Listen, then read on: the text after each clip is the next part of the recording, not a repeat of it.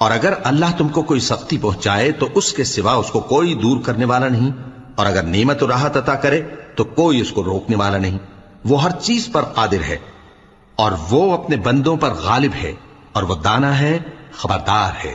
ان سے پوچھو کہ سب سے بڑھ کر قرین انصاف کس کی شہادت ہے؟ کہہ دو کہ اللہ ہی مجھ میں اور تم میں گواہ ہے، اور یہ قرآن مجھ پر اس لیے اتارا گیا ہے کہ اس کے ذریعے سے تم کو اور جس شخص تک وہ پہنچ سکے آگاہ کر دوں۔ کیا تم لوگ اس بات کی شہادت دیتے ہو کہ اللہ کے ساتھ اور بھی معبود ہیں؟ اے پیغمبر کہہ دو کہ میں تو ایسی شہادت نہیں دیتا۔ کہہ دو کہ صرف وہی ایک معبود ہے، اور جن کو تم لوگ شریک بناتے ہو میں ان سے بیزار ہوں۔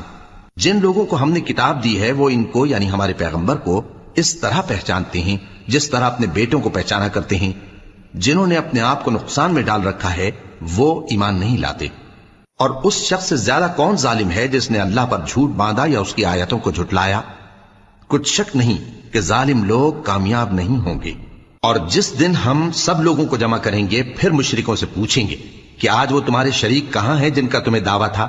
تو ان سے کچھ عذر نہ بن پڑے گا، اور بجز اس کے کچھ چارہ نہ ہوگا کہ کہیں اللہ کی قسم جو ہمارا پروردگار ہے ہم شریک نہیں بناتے تھے۔ دیکھو انہوں نے اپنے اوپر کیسا جھوٹ بولا، اور جو کچھ یہ افترا کیا کرتے تھے سب ان سے جاتا رہا۔ اور ان میں بعض ایسے ہیں کہ تمہاری باتوں کی طرف کان دھرتے ہیں، اور ہم نے ان کے دلوں پر تو پردے ڈال دیے ہیں کہ ان کو سمجھ نہ سکیں، اور کانوں میں بوجھ ڈال دیا ہے کہ سن نہ سکیں۔ اور اگر یہ تمام نشانیاں بھی دیکھ لیں تب بھی ان پر ایمان نہ لائیں، یہاں تک کہ جب تمہارے پاس تم سے بحث کرنے کو آتے ہیں تو جو کافر ہیں کہتے ہیں یہ قرآن اور کچھ بھی نہیں صرف پہلے لوگوں کی کہانیاں ہیں۔ وہ اس سے اوروں کو بھی روکتے ہیں اور خود بھی پرے رہتے ہیں، مگر ان باتوں سے اپنے آپ ہی کو ہلاک کرتے ہیں اور اس بات سے بے خبر ہیں۔ کاش تم ان کو اس وقت دیکھو جب یہ دوزخ کے کنارے کھڑے کیے جائیں گے اور کہیں گے کہ اے کاش ہم پھر دنیا میں لوٹا دیے جائیں تاکہ اپنے پروردگار کی آیتوں کی تکذیب نہ کریں اور مومن ہو جائیں۔ ہاں یہ جو کچھ پہلے چھپایا کرتے تھے آج ان پر ظاہر ہو گیا ہے، اور اگر یہ دنیا میں لوٹائے بھی جائیں تو جن کاموں سے ان کو منع کیا گیا تھا وہی پھر کرنے لگے۔